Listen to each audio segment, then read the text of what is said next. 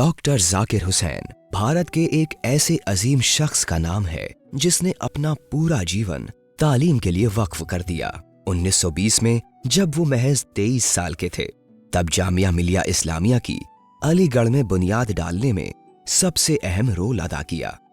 1926 के दौर में जब जामिया मिलिया इस्लामिया बंद होने की हालत पर पहुंच गई, तो जाकिर हुसैन ने कहा, मैं और मेरे कुछ साथी जामिया की खिदमत के लिए अपनी जिंदगी वक्फ करने के लिए तैयार है।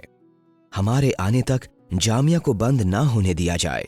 जबकि उस वक्त वो जर्मनी में पीएचडी कर रहे थे।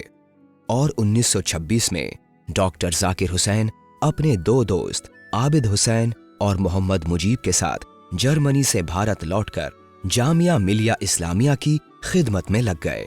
डॉक्टर जाकिर हुसैन 29 साल की उम्र में 1926 में जामिया मिलिया इस्लामिया के वाइस चांसलर बने और 1948 तक इस पद पर रहे। इस दौरान भारत में अब्दुल मजीद ख्वाजा के साथ पूरे भारत का दौरा कर जामिया मिलिया इस्लामिया के लिए चंदा जमा किया और उसके लिए ओखला में अलग से जमीन खरीदी।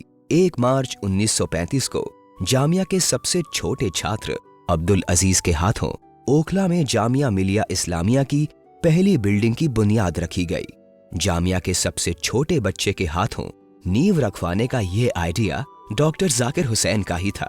जाकिर हुसैन का ये आइडिया गांधी जी को भी खूब पसंद आया।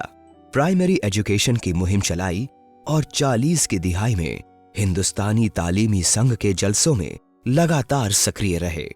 इसके बाद दिसंबर 1948 को इंडियन यूनिवर्सिटीज कमीशन के मेंबर बने। भारत के बंटवारे के बाद जब अलीगढ़ मुस्लिम यूनिवर्सिटी बंद होने की हालत में पहुंच गई, तब उसे बचाने के लिए वहां गए और नवंबर 1948 से सितंबर 1956 तक वहां के वाइस चांसलर रहे। इसी दौरान 1950 में doctor Zakir Hussain world university service के चेयरमैन बने।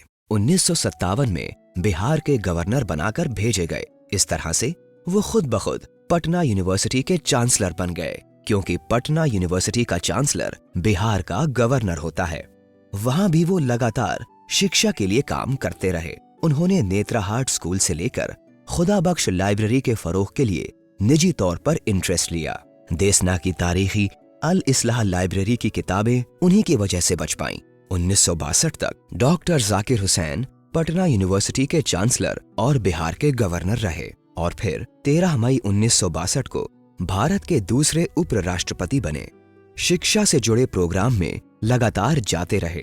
फिर 1963 में जामिया मिलिया इस्लामिया के चांसलर बने और इसी पद पर रहते हुए 13 मई 1967 को भारत के राष्ट्रपति बने और अपनी आखिरी सांस तक भारत के राष्ट्रपति और जामिया मिलिया इस्लामिया के चांसलर के पद पर रहे।